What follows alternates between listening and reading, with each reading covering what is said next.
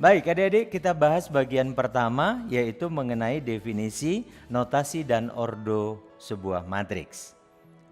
Apa definisi matriks, adik-adik? Definisi matriks adalah sekelompok bilangan. Ingat ya, bilangan atau simbol. Jadi dia berupa simbol juga boleh. Atau ekspresi lain yang disusun dalam baris dan kolom sehingga susunan tersebut membentuk suatu bangun persegi panjang atau persegi, dan persegi panjang atau persegi itu di dalam tanda kurung biasa atau boleh juga dalam kurung siku. Itulah definisi matriks, adik-adik. Nah, notasi dan ordonya gimana? Notasi atau simbol sebuah matriks itu dituliskan dalam huruf kapital. Ingat ya adik-adik, menuliskan matriks itu harus huruf kapital. Contoh. Saya ambil di sini contoh pertama, matriks A. Matriks A saya tuliskan ada angka atau bilangan 1, minus 2, 5, 3, 4, min 1 dalam satu kesatuan kurung biasa. Boleh juga kurung siku, adik-adik. Nah, dari sini kita lihat bahwa matriks A ini mempunyai berapa baris, adik-adik? 2, ya. Ini disebut sebagai baris pertama. Sementara yang kedua ini disebut baris kedua. Baris kedua, yaitu 3, 4, min 1.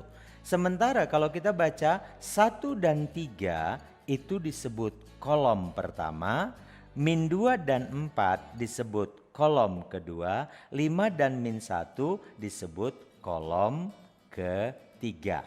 Nah, matriks A ini mempunyai 2 baris dan 3 kolom. Maka dalam hal ini matriks A dikatakan mempunyai ordo 2 kali 3 dan dituliskan sebagai matriks A 2 kali 3.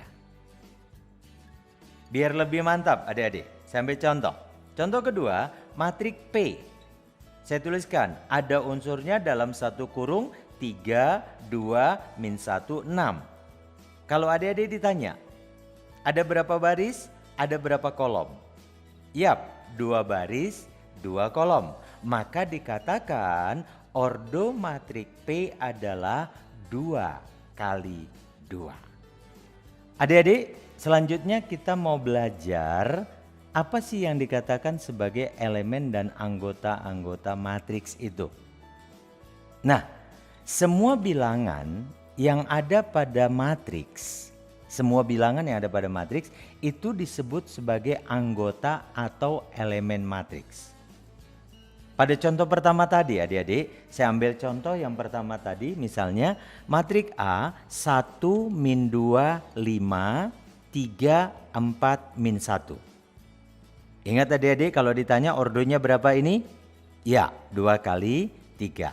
Maka kalau kita lihat angka 1 di sini, bilangan 1 di sini itu merupakan elemen atau anggota matriks A pada baris pertama, kolom pertama.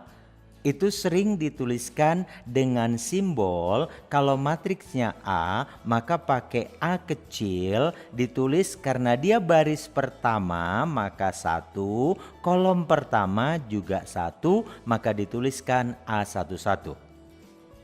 Berikutnya misalnya saya ambil lagi 4 adik-adik, 4. Kalau kita lihat 4 itu terletak pada baris kedua, kolom kedua. Maka 4 ini boleh dituliskan sebagai anggota matriks A dengan lambang A kecil, baris kedua, kolom kedua. Maka sebenarnya secara umum adik-adik, matriks itu dituliskan matriks A A11 berarti baris pertama, kolom pertama, A12 baris pertama, kolom kedua, dan seterusnya sampai baris pertama, kolom ke M. Begitu juga baris kedua, baris kedua kolom ke-1, baris kedua kolom kedua, sampai baris kedua kolom ke M.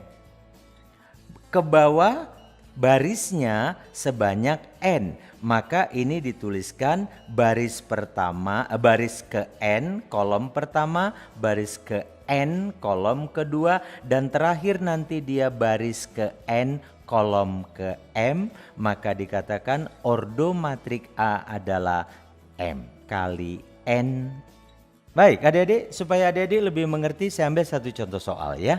Diketahui matriks P anggota-anggotanya adalah 2, 3, 5, min 1, 4, 7, 8, min 2, 6. Maka disuruh adik-adik menghitung. Hitunglah P kecil 1, 2 ditambah P kecil 3, 2 dikurang P kecil 2, 2. Ingat, lambang P kecil berarti anggotanya. Kita bisa tentukan adik-adik.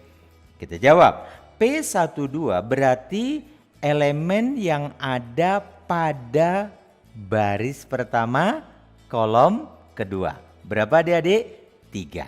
Betul sekali.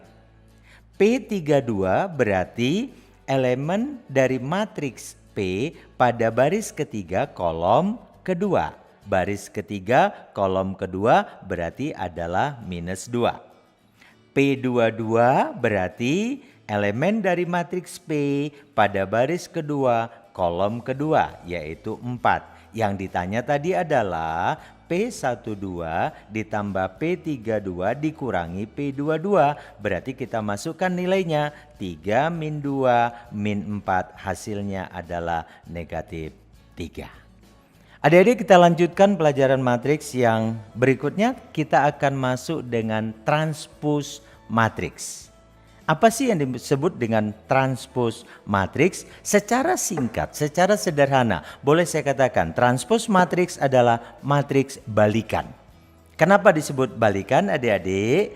Transpose matriks itu adalah elemen dari baris diubah menjadi kolom, sebaliknya elemen kolom diubah menjadi baris, makanya disebut balikan. Contoh, saya punya matriks A2 kali 3 ordonya. Maka transpose dari A dituliskan sebagai A pangkat T besar, ordonya menjadi 3 kali 2. Adik-adik, kita lanjutkan pelajaran matriks kita bagian keempat, yaitu kesamaan matriks.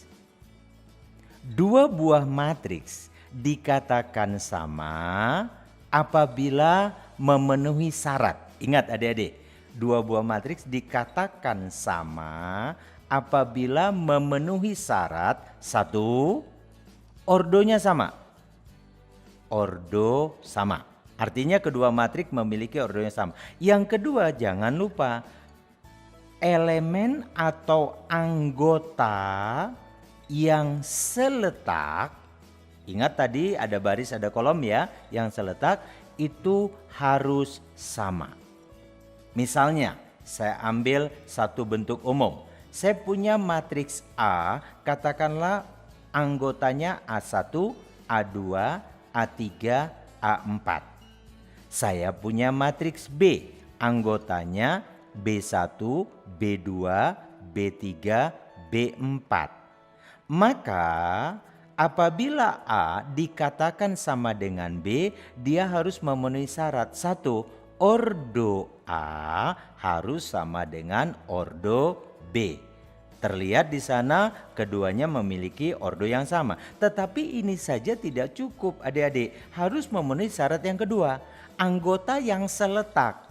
Baris pertama kolom pertama pada A harus sama dengan baris pertama kolom pertama pada B. Begitu seterusnya. Maka A1 harus sama dengan B1, A2 harus sama dengan B2, A3 harus sama dengan B3, dan A4 harus sama dengan B4.